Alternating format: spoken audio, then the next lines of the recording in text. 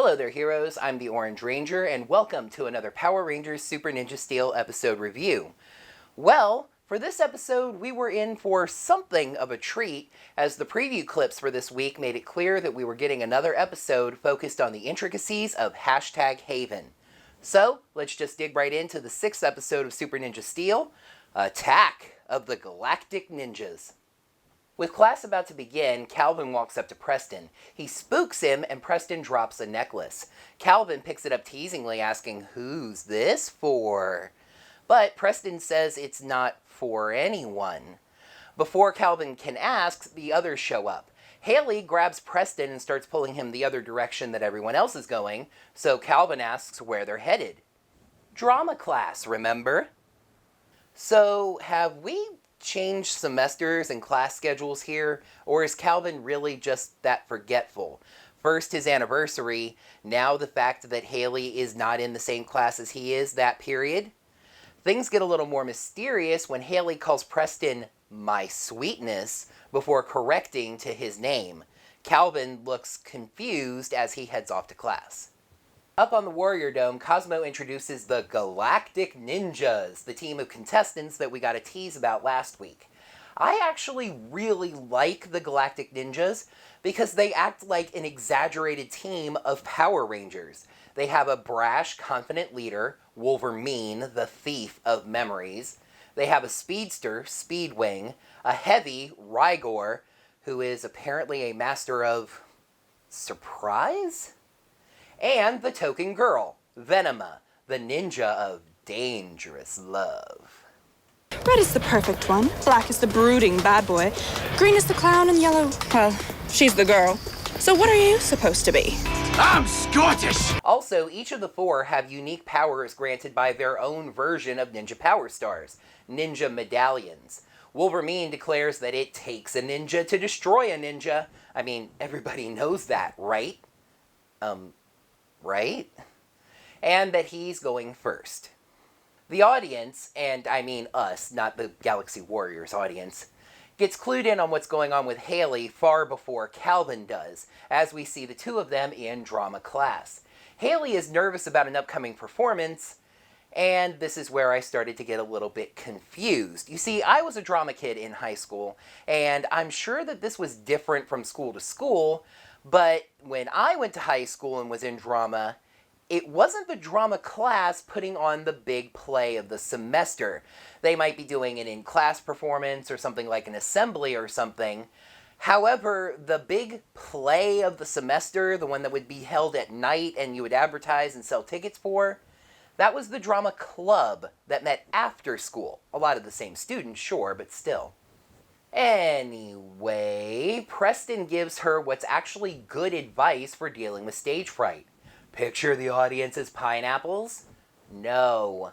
Instead, remember that the audience wants to see you succeed because they want to see a good show.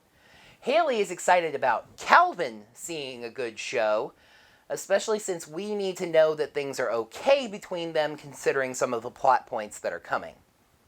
A new teacher walks in. Wow, a secretary last week, a new teacher this week. It's like they realized the school didn't have a staff. His name is Mr. Lunch, although that's never actually mentioned on screen. It's something I had to look up later.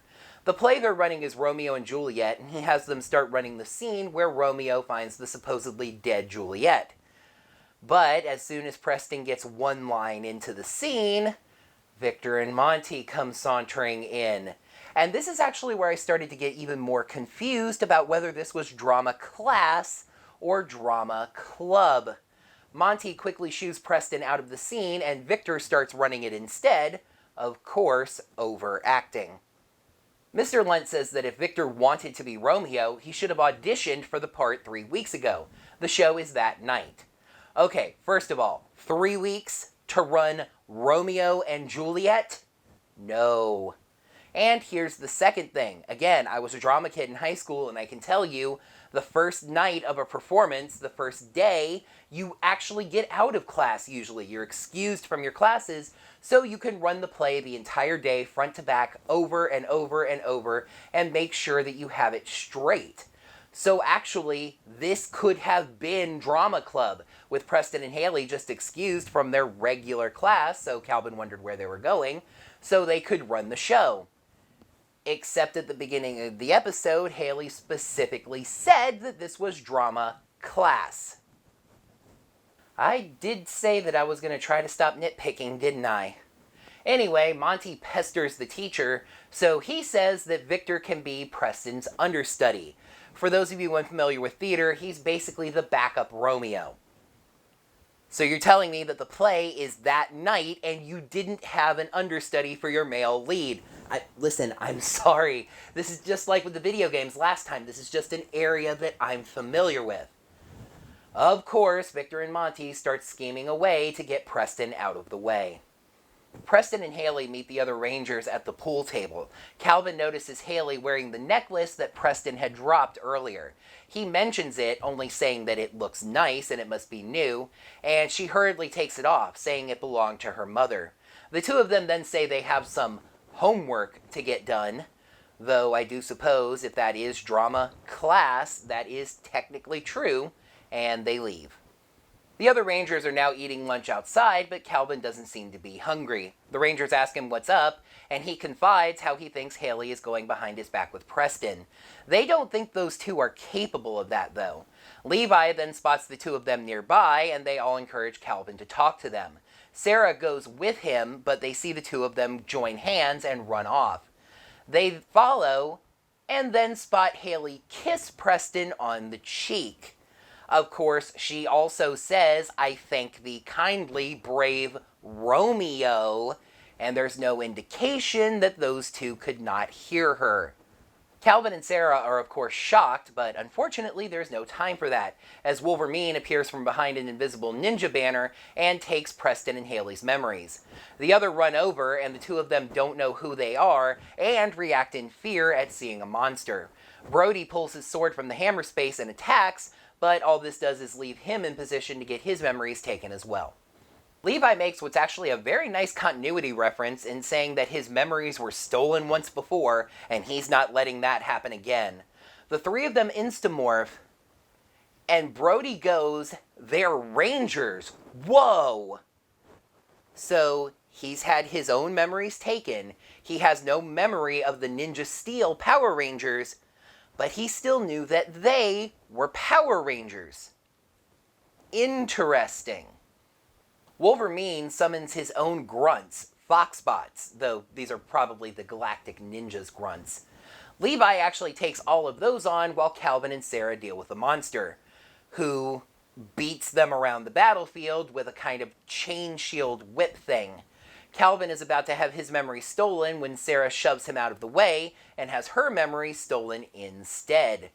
Wolverine, of course, then leaves, telling Calvin that he'll wait for the perfect chance to get a sneak attack in on him. Levi finishes off the Foxbots, and they decide to take the others to the base. Victor and Monty discuss their plan to get rid of Preston.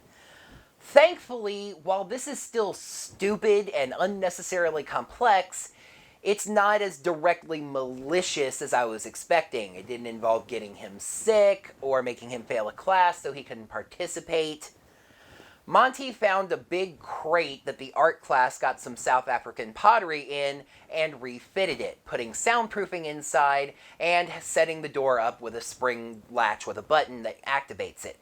They put Preston's costume in the box, so when he comes in to get dressed for the show, they spring the door, nobody hears him inside yelling, and he gets delivered right back to his own house.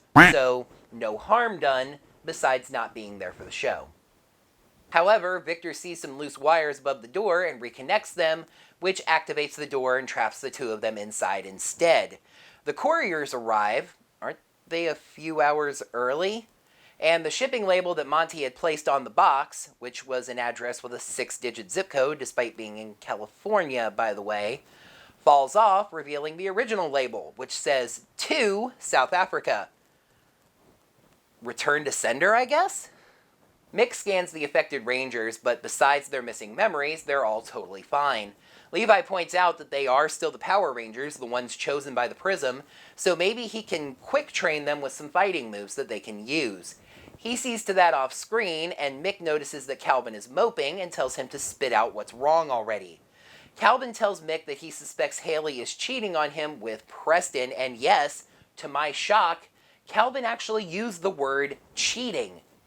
However, it is time for another dose of Mick's sarcasm in The Moral of the Day. Mick purposely shoves a hammer onto his own foot. He starts screaming about, "Oh, it hurts so bad. Oh, this injury is never going to heal. It's never going to get better. I'm going to have to quit teaching shop class. You're going to have to take over, Calvin."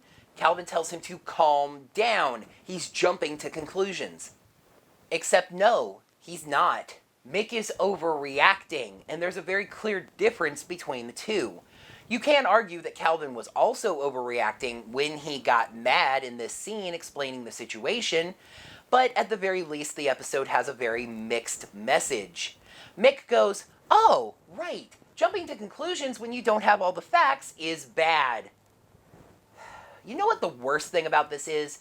You could pull this entire scene out of the episode, and the moral of the day still works. But we'll get to that later. Levi declares that he just can't teach these four any ninja moves, which I kind of find funny because besides Brody, these three all learned ninja moves inside of a single year. But anyway, ninja moves gives Calvin an idea. He and Levi head outside and start discussing a plan when Wolverine attacks. However, the two of them turn into ninja scarecrows. This was their plan. Calvin attacks from behind, grabbing the bag of memories with a vine whip. Bulbasaur, vine whip! Ah! He tosses it over to Mick, and the two of them restore the other Rangers' memories. Haley sees Calvin and declares that she's missed him lately. The two of them haven't gotten to really hang out. However, Brody tells them that there are bigger wolves to fry right now, and Mick runs off to let the Rangers do their work. They morph, and it's time once again for me to talk about the music. I feel like I've been mentioning the music the past couple of weeks, but it feels like this is where it all really came to a head, and I most directly noticed what was going on. There has been a rather significant shift in the show's music over the past couple of weeks, and it has an even clearer intention. There is the new Victor and Monty theme, which sounds an awful lot like the Bulk and Skull theme, and now, when the Ninja Steel Rangers morph, we get an electric guitar riff on Go Go Power Rangers. It's great music, I really do enjoy it. So why don't I sound more excited about this? Because it's been great music since 1993. It's incredibly unoriginal to just use this music again. 25th anniversary, and all we're doing is aping Mighty Morphin Power Rangers. I do get that there's an idea of iconic music in the show that's really good and people really like, but you're just aping Mighty Morphin Power Rangers. Write your own good music. Wolverine summons more Foxbots, and funny enough, he tells the Galaxy Warriors audience that he's going to let them wear down the Rangers and come back and finish them off later. And then he leaves. However, the Rangers wipe the floor with the Foxbots, even while declaring that they're very impressive and strong robots. 28 episodes into this show, and they still don't understand that we're not going to take a statement at face value just because the Rangers say it out loud. We have to see it visually as well. I did not for a second believe that the Foxbots were impressive. What they instead looked like was weak as. Interestingly enough, the Rangers finish off the Foxbots in original footage, so Levi can use his morpher in blaster mode. That was a nice little touch. That's not something we get to see very often. The Rangers catch up to and start fighting with Wolverine, but he uses the ninja clone technique to make 5 copies of himself, so each Ranger gets to fight one. The Rangers finish off the clones very quickly, revealing that, of course, Calvin was fighting the real one, and Calvin knocks the monster down. Brody goes Lion Fire, and he and Calvin finish the monster off. Brody saves us all a little time and summons the Ninja Ultra Zord, no not that one, directly. Calvin takes the center position in the cockpit while Brody sits outside. We get a very quick Zord fight. Actually, that does kind of remind me of MMPR when the Rangers would summon the Ultra Zord and just finish the monster off right away. But I will say this again. In cases like this, I don't actually mind when the Rangers swap out the sword for the shotgun, because the Ultra Zord's finisher is to shoot the monster until it explodes. And by the way, we did have that electric Go-Go Power Rangers music here again, although during the Zord fight it actually has vocals that replace You Mighty Morphin with All Together. Go-Go Power Rangers, All Together Power Rangers. 3 interesting things happen back to back to back right here. Number 1, Wolverine's ninja medallion shrinks and falls back down, and Madame Odious finds it. By the way, apparently with the Rita Repulsa theme, or a remix of it, playing in the background, yet more Mighty Morphin music. And she declares that the medallion may be useful to her. 2, Wolverine shrinks down and survives this, teleporting away. And 3, the Rangers teleport out of the Ultra Zord, and not a single person in Summer Cove decided to follow the giant streaks of light in the sky and see where they landed. Haley hugs Preston as they land. Calvin starts to walk away dejectedly, but Sarah basically shoves him back at Haley, and the two of them talk. He admits that he saw them holding hands, the necklace, the kiss, the way she's been acting lately, etc., etc. She's shocked and starts to explain the situation when Preston walks over and tells her that it's time. She excitedly tells them all that they need to come with her to the school. Calvin is really confused, wondering why after he asked Haley those kinds of questions, she insisted that he sit and watch a school play. Then, of course, he realizes that she and Preston are in this play. We see a montage of their scenes, though right at the end we see that there was apparently a small cast, maybe 5 or 6 people. I checked. There are at least 20 characters in Romeo and Juliet. Calvin realizes that he's been an idiot this entire time, but I don't really think he should feel bad. He was just badly written this week. After the show, he apologizes to Haley for jumping to conclusions, or overreacting, whichever one it actually was, and of course she forgives him. You know, it actually occurred to me that I don't think we've yet seen the scenario the other way around, where Haley screwed up just by herself, and it was Calvin that had to forgive her. Victor and Monty arrive in South Africa and their alliance. Let's throw stars. Episode 6, Attack of the Galactic Ninjas. Pros, #Haven, the Galactic Ninjas as a team, and the new music. Cons, limited Ranger plot, Wolverine as an individual, and the new music. Yet another Haven episode where the strength of their plot saved the Ranger stuff. Attack of the Galactic Ninjas gets a 3 out of 5. I like to think that the writers realized pretty early on that they had something special with Zoe and Nico and their chemistry, and so anytime they ran into kind of a dry spot on what to do for an episode subplot, they went right back to that well.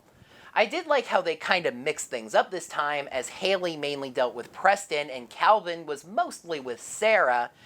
However, just overall, this is just a relationship that we've come to care about. It's been one of the few things the show has actually focused on over multiple episodes, and we just care about these two characters, their relationship, and how each of them feel. I kind of hope that we get to see the Galactic Ninjas interacting more, and that each of them actually survives their solo fight. Because they were just really fun as a team, and that's something I'd like to see more of, their team dynamic. I'd like to see the Galactic Ninjas take on the Ninja Steel Rangers as a whole. 2 teams of ninjas fighting in a ninja throwdown. Sure, the Ninja Steel Rangers would have the numbers, but you could write around that. As a matter of fact, you could have Odious and Badana join the Galactic Ninjas and have it be 6-on-6. I just find myself really looking forward to seeing more of these monsters. And the new music does sound good. It's electric guitar rock, it's fun, catchy music. It reminds people of Power Rangers, and there are good memories associated with that music. Heck, even though I called it insulting, the new Victor and Monty theme, aka the Bulk and Skull theme, does convey that sort of bumbling comedy that works out well for those characters. However, you may have noticed that I listed the new music in both categories. The new musical direction for Super Ninja Steel seems to be let's do Mighty Morphin Power Rangers again. By the way, does Wasserman get royalties for the theme? I mean, it's still his original Go-Go Power Rangers theme. I really want to be excited that they finally made new music for the show, and we're not just getting the Dino Charge or Samurai themes during the Zord fights again, but we're just getting the Mighty Morphin theme instead. Right? Original music. The downside of the strength of the Haven plot is that it completely overshadows the Ranger stuff. When we get these Haven episodes, I always find myself feeling like they're good episodes of television, but not really good episodes of Power Rangers. It felt like the episode just kind of rushed through the middle to get the Ranger stuff out of the way. We pause the Haven plot, the Rangers lose their memories, get them back, have a Zord fight on fast forward, and then we go right back to the Haven stuff. This plot in general just feels like somebody kind of thought of it in a brainstorming session almost randomly. What if someone was dating an actress that was doing Romeo and Juliet and saw the rehearsal scenes entirely out of context, and they thought they were cheating? And actually, each of the pros and cons kind of mirror each other this week, because while I really enjoyed the Galactic Ninjas as a group, Wolverine really didn't do that much for me individually, especially for being their leader. His power to steal memories never really came off as all of that threatening. The Rangers weren't really harmed, they just didn't know how to fight. He didn't even try to take any of their ninja power stars, the stated goal of any Galaxy Warriors contestant. For being their leader, he just never came off as a threat to anything, besides the fact that he knows their ninja tricks. This episode was serviceable. It wasn't bad. That feels like such high praise for Ninja Steel. But that's because when I find myself not hating an episode of Ninja Steel, I'm happier. Because I don't like hating Power Rangers, no matter what it seems like. I want to love Power Rangers. I know I nitpick, but that's because I care enough about this show to want it to have tightly written scripts that are run past editors who will ask the kind of questions that neutralize the nitpicks that I always come up with. But no, I'm not going to slip into the negativity this time. This was a not bad episode. And for Ninja Steel, not bad is good. However, the specter of the hiatus looms on the horizon. 8 has not been a great number for Power Rangers, as it signals the start of a very long break. However, I'm getting ahead of myself for the moment. We still have a couple of weeks to worry about that. So let's see if 7 is heaven for Super Ninja Steel with Need for Speed. Sarah tries to break the hoverboard speed record using a strange new technology. Episodes that have focused on Sarah's technical knowledge haven't really turned out to be all that good. But no, I'm still going to stay positive. For example, I'm positive that that's going to do it for another Power Rangers Super Ninja Steel episode review. Thank you folks so much as always for watching. Make sure to like the video by clicking the like button right down below, the thumbs up button. In the comments below, let me know what you thought of this episode. Did you like it better than me? Did you like it worse than me? I'm at 3 out of 5, so I'm right in the middle.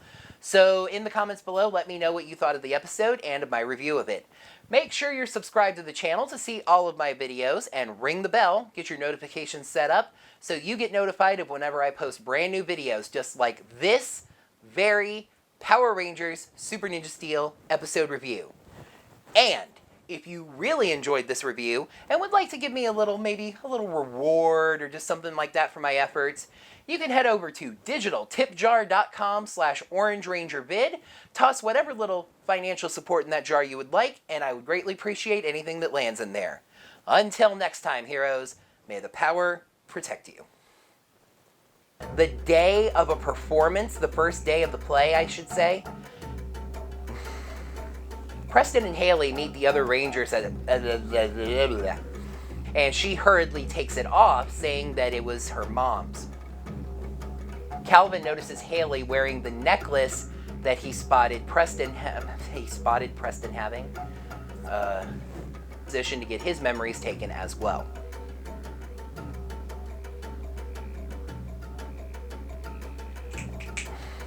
Calvin and Sarah, parts. Wolverine summons his own fox grunts.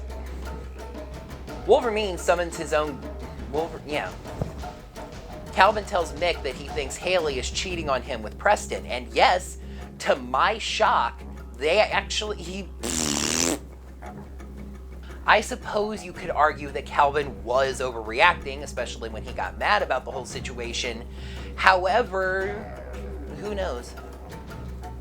You could say that Calvin was also overreacting when he got... oh, God. But the episode, at the very least, has a very mixed message. Oh, gosh, dang it. But here's where it all felt like it came to a head, and I just really want to address this topic directly. There's the musical direction. Wolverine summons more fox bots, and funny enough, he tells the Galaxy Warriors, but Preston runs over and says that it's time. Haley.